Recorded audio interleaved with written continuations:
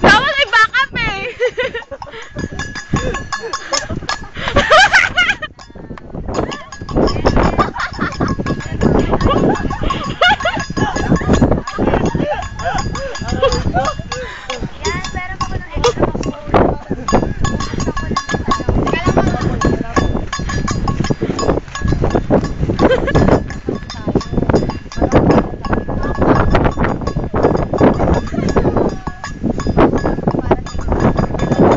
Napainom niyo na ba ng gamot niya?